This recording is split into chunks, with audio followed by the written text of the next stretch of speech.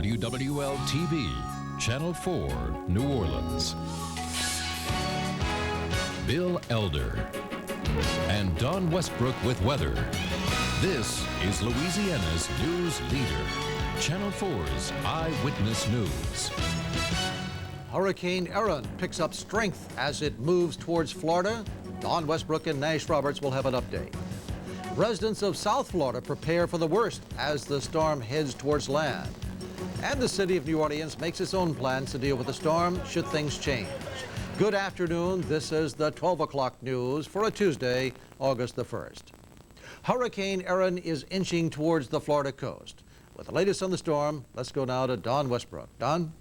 Well, Bill, everybody along the Atlantic coast and also the Gulf of Mexico has been following Erin, and so has Nash Roberts. We're pleased to have him with us today. Nash, what's your take on this storm?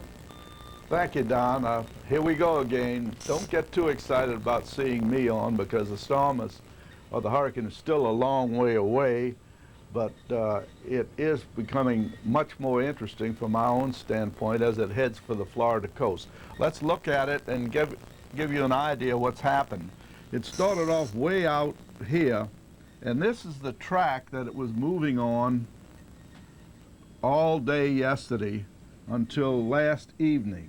It was headed for Homestead, Florida, the Miami area, just about like that. That was the old track. Last night, from about 6 o'clock on in the evening, it started jogging more to the northwest, taking a little more northwest turn. That was out of a reflection of a low-pressure system that was up here and kind of pulled it over that way.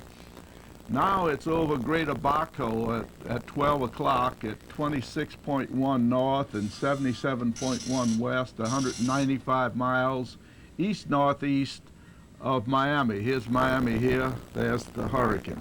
And it's moving, it's now starting to turn a little more back to its old direction. That is a west-northwest direction as opposed to northwest. So it's turning a little more this way.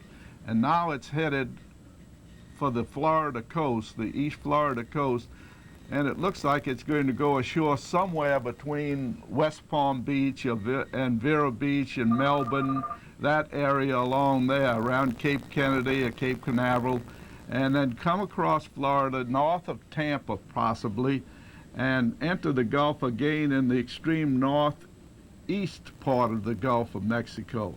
And the more northwest that course can be, or the further up it goes before it makes that turn, the better off we're going to be.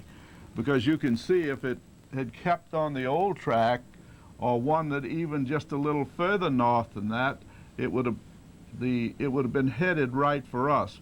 Right now, and of course that can happen, we're not out of the woods by a long shot yet, but right now it looks like across the Florida coast here, into the northeast part of the Gulf and possibly hitting the coastline somewhere between Mobile and Cross City, or Mobile and something in here.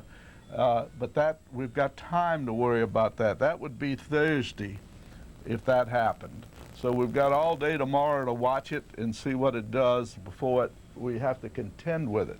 So that's the way it looks up to now. The maximum winds are about 85 miles an hour, so it's a full-fledged hurricane.